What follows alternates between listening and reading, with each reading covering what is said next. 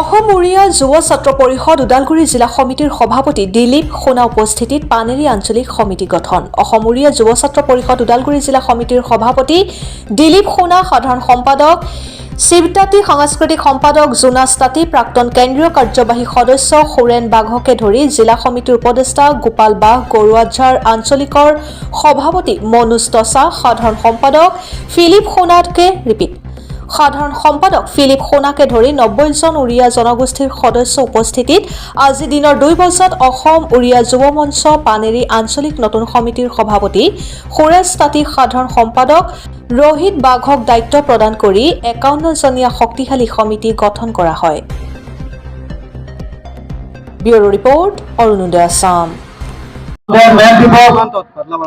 আজি আমাদের পালি আর ইয়ার জন্য মই ওই মে দিবসটাকে যথেষ্ট রাতি দিন কাজ করা শ্রমিকবিলাকে ধন্যবাদ দিতে হই আকার উদ্যোগত আর বদলাপাড়া সহযোগিতা পদ্ধতি যেহেতু কি আমাদের यहाँ एसएमएस নাই রহে আর কম সময় में আমাদের जिला व्यक्ति ইয়াকে উচিত জন্ম যথেষ্ট লাগিকে আজি মে দিবসটা আজি यहाँ স্থাপন করা গেলে গতিকে মোবাইল সময়ে প্রথম কার্যসূচিটা রহে আমাদের পতাকা উত্তোলন ওয়ার্ডে দ্বিতীয় কার্যসূচিটা হয় আমাদের শহীদ স্তম্ভ জানো আজি ইয়ার পিছনে আমরা এখন মুকলি সভা में যেহেতু আপনার অতিথি বিভাগ হাকাই আর ওই অতিথি বিভাগের কার্যসূচিটা আমাদের মহোদয় শাখার সেক্রেটারি মাননীয় শ্রী শ্রীমান মার্কাগরিয়াকে অনুরোধ করতেন। তাৰপিছত শহীদ তৰ্পণ কাৰ্যসূচী হৈ গ'ল, আমাৰ সাংস্কৃতিক শোভাযাত্ৰা হৈ গ'ল।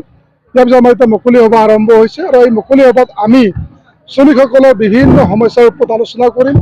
শ্ৰমিকৰ যিবিলাক প্ৰাপ্য যিবিলাক অধিকাৰ আছে আৰু আমি চৰকাৰে হওক বা বাগিচাৰ যিবিলাক কৰ্তৃপক্ষই হওক আমাৰ দাবীসমূহ পূৰণ কৰিবৰ বাবে আমি দাবী জনাম। সৰ্বপ্ৰথমে আমাদেৰ অন্য এটা কথা সুধিব বিচাৰিছো, ওদালগুৰি জিলাৰ চন্দনাবাগানৰ মুকলি সভাকে সভাপতি মাননীয় ভগৱানৰ ডাঙৰীয়াকে এটা ধৰ্ণা কাৰ্যসূচী অনুষ্ঠিত হৈছে। এই বিষয়ে আপোনালোকৰ শ্ৰমিক সংগঠনে কি? শ্ৰমিকসকলৰ বিভিন্ন সমস্যা আছে। প্ৰতিখন বাগিচাতে কিবা নহয় কিবা এটা সমস্যা আছে। চন্দনাবাগত বাগিচাতো শ্ৰমিকসকলৰ সমস্যা আছে। বহুত দিনৰ পৰা আলোচনা বিলোচনা কৰি আছিলে।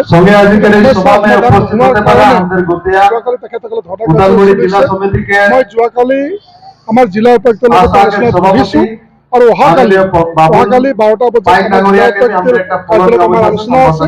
তাতে আমাৰ শ্ৰম বিভাগৰ বিষয়ববীয়াসকল আহিব, আমাৰ ডিচি মহোদয় থাকিব, আমি অসম চামুচ সংঘ থাকিব,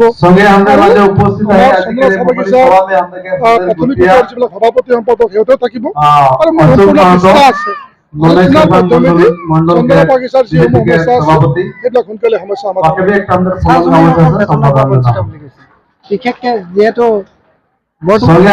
উপস্থিত আছে গুলাম কর্মী অংশীদাৰ আছে যুৱ সমাজ কৰ্মী শ্ৰমিকৰ যিবিলাক বেতনৰ ব্যৱস্থাই হওক, বোনাছৰ ব্যৱস্থাই হওক বা যিবিলাক আৰু খৰিৰ ব্যৱস্থাই হওক, দিয়াৰ দায়িত্বটো হ'ল মালিক পক্ষৰ। চৰকাৰে অকল শ্ৰমিক যিটো আইন সেই আইনটো ইমপ্লিমেণ্ট কৰিবৰ কাৰণে তেখেতসকলে হেঁচা প্ৰয়োগ কৰে। আমাৰ যি শ্ৰম বিভাগ আছে শ্ৰম বিভাগৰ যোগেদি হেঁচা প্ৰয়োগ কৰে। কিন্তু দিয়াৰ দায়িত্বটো হ'ল মানে যিসকল কৰ্তৃপক্ষ মালিক পক্ষ সেইসকলেহে বাধ্যবাধকতা। আমাদেৰ মাঝে উপস্থিত আছে আমাদেৰ